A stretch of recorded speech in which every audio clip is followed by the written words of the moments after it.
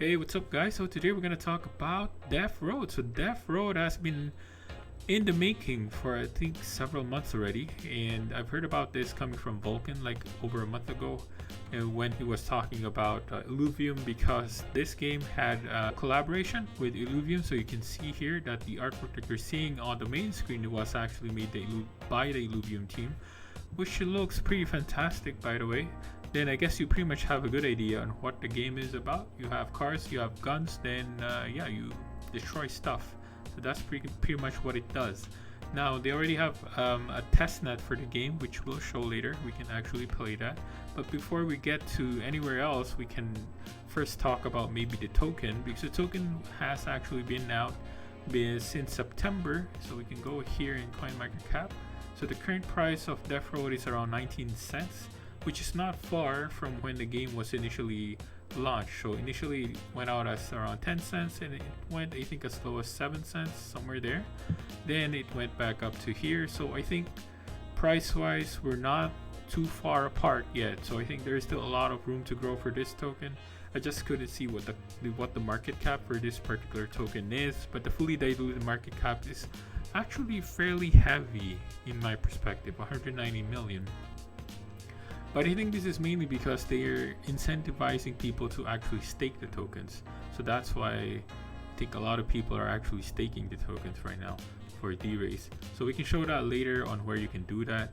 Then they also have another token called the X Derace. So this is the in-game currency token for the game, which you should be earning when you're winning games, I would assume.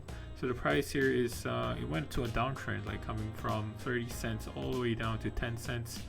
So I would assume this price of the token should be, give or take, not as volatile compared to the actual governance token, since this is just a in-game token. So I don't know how this mechanic would work for the in-game token, but if it's stable, something like this would be fine.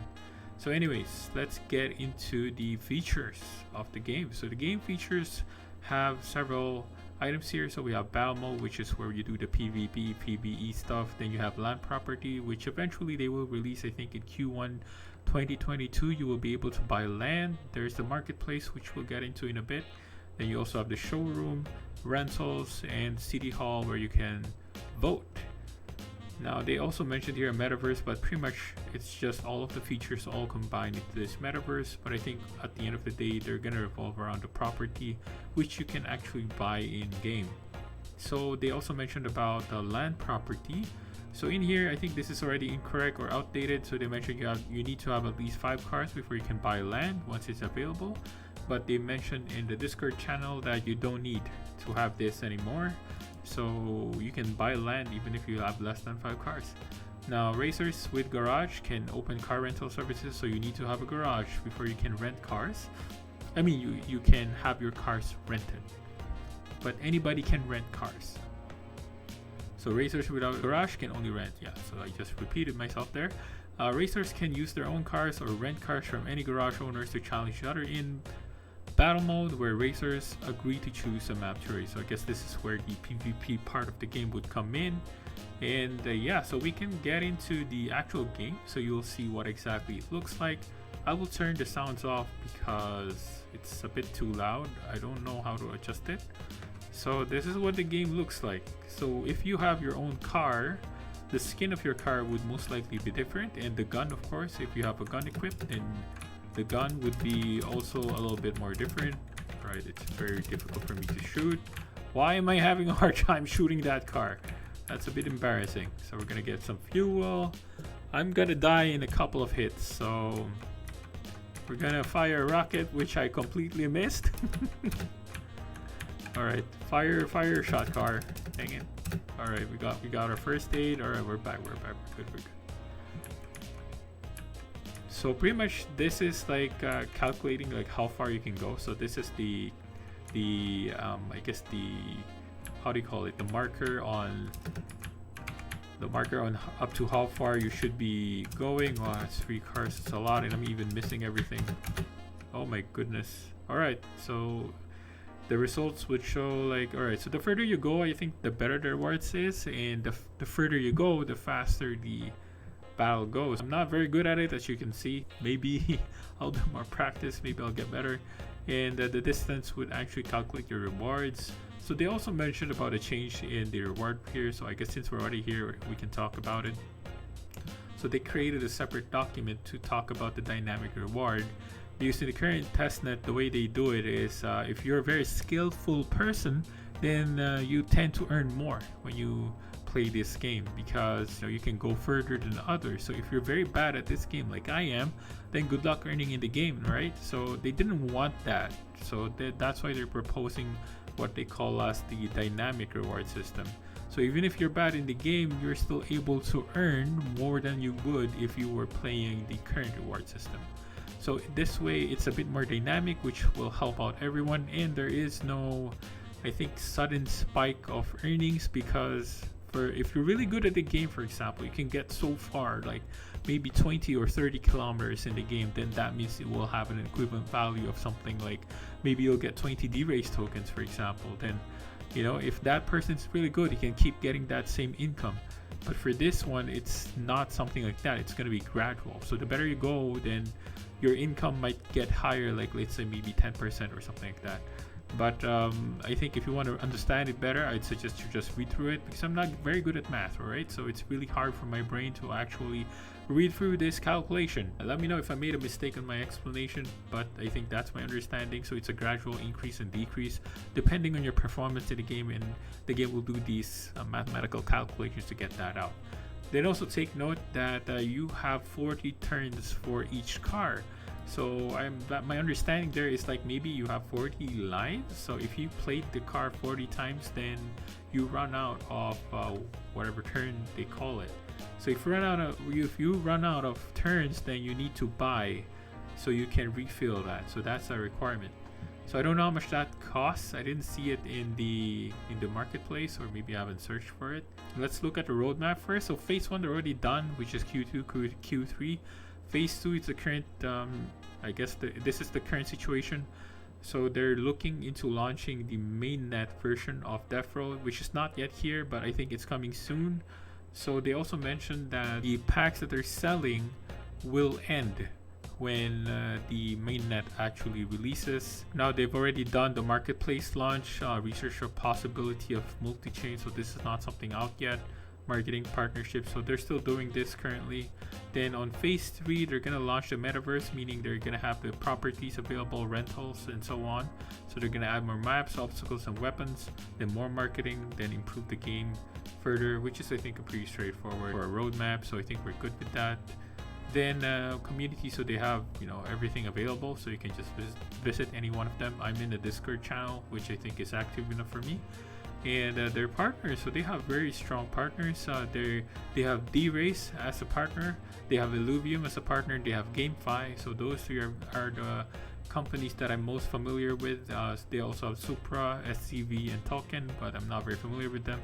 Investors, they have Standard Crypto, Raptor Capital, Ice-T Labs, Everest Capital, Magnum Capital. X21 is the one that I'm more familiar with, because I've seen this company like in several other games that I've reviewed back then. And lastly, they have Matrix Capital. Now, the reason why I'm very confident with the game is because they have very strong advisors. Like they have Keiran Warwick, from the CEO of Illuvium. They also have Stani Kulechov, who is the founder of AAVE. Like, wow, like they have Santiago R. Santos, who I'm not very familiar with. So he's a Web3 investor, ex-Parafi. I don't know what that is. But these two alone, I think, would bring a lot of weight to the game. Actually, I'm really surprised that given the amount of backing, like the people who are investing and the people who are actually supporting the game, I'm not sure why I'm not hearing a lot with YouTubers right now, considering that Bitcoin is going to pump next, right? So and gaming Metaverse is actually something that people are all raving about. So I'm not sure why this game was never talked about. So yeah, so I think maybe this is being undervalued at the moment. I don't know. I'm not a financial advisor, guys. So I'm just here speculating on the game, because the game has a really strong backers and investors here. All right, so let's get into the Metaverse.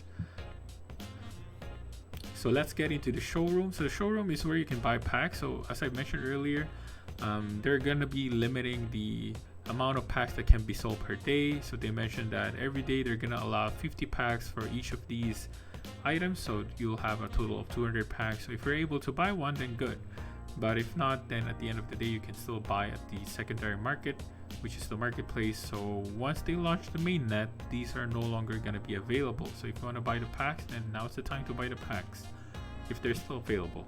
So every day they're going to refresh this. So you have the cheapest one, which is the guaranteed 1-star card. Then you have the modern loot box, which is 900 Derace, which gives you 70% 1-star, 30% 2-star. Then you have the performance loot box for 1,500 Derace. So that's how much? Like 1,500 is 285 bucks.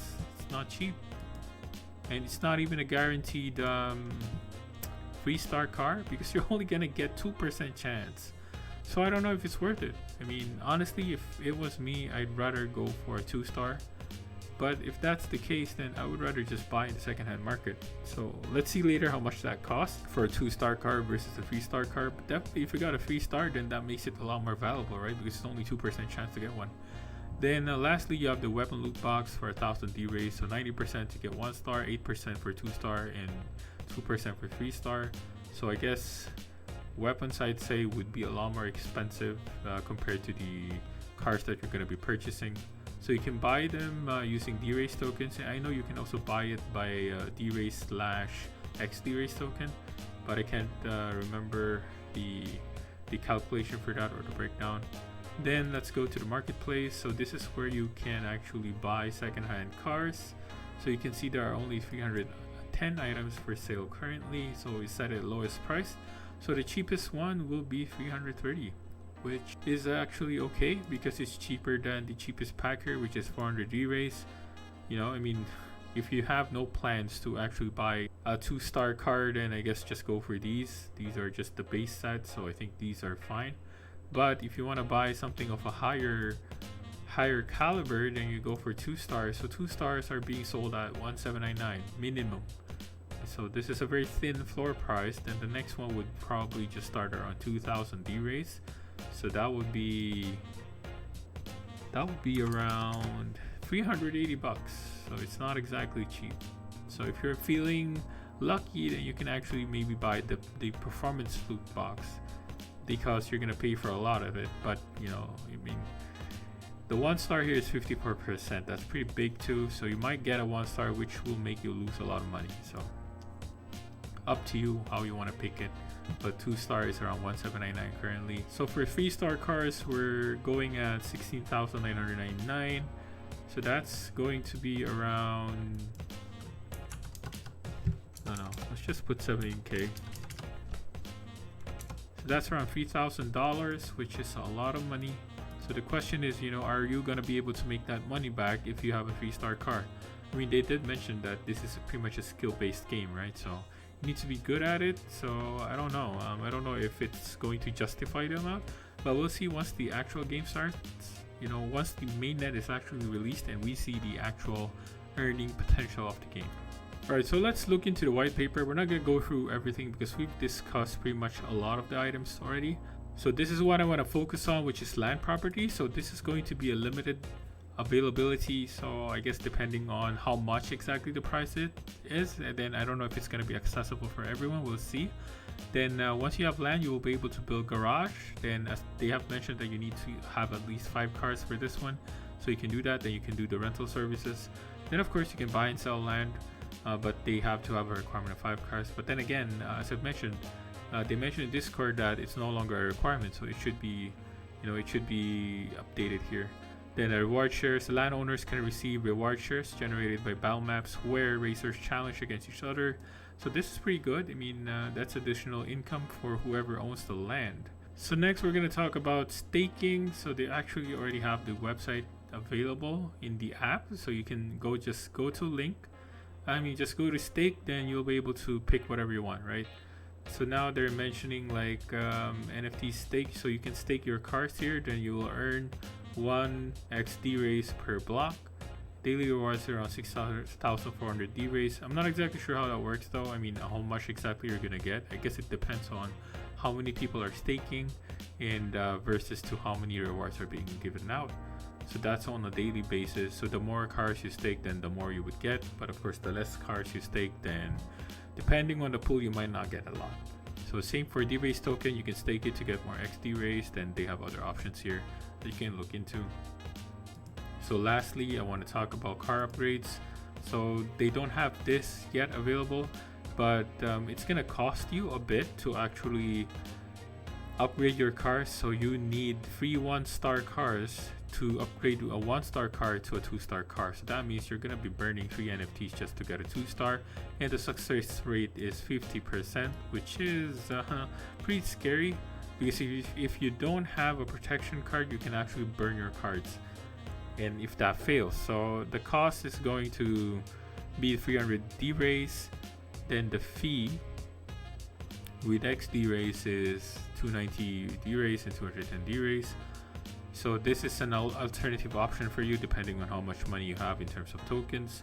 Then the scariest one is actually the 2-star to 3-star, because this percentage, I think, is, they shouldn't do this. I mean, for me it's okay if you're not gonna burn the NFT, because 3% is ridiculous. It's almost impossible to get, and I don't know, it's not worth it in my perspective, because you're also paying like 900 Derace, and you know, I mean, and the percentage rate is so low. Like, I don't know about this one. For me, it's questionable. It's not something I would say I'd do if I were to invest into the game. So I think at the end of the day, I think maybe you're better off to just buy the 3-star card in the market, although it's very expensive as well. But they're also providing a protection card, which you can actually purchase for 300 Derace.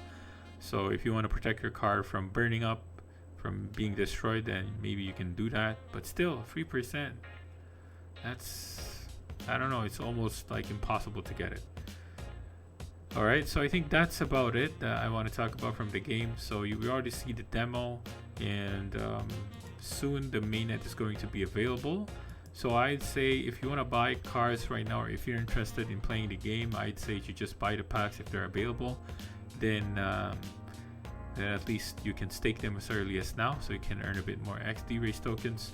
So that pretty much ends my video here. So I'm really curious, honestly, why this is not as popular as it should be currently, considering they have these strong backers, as I've mentioned earlier. But anyways, with that, guys, thank you for watching the video. Hope to see you again in my future videos. Stay safe there, people.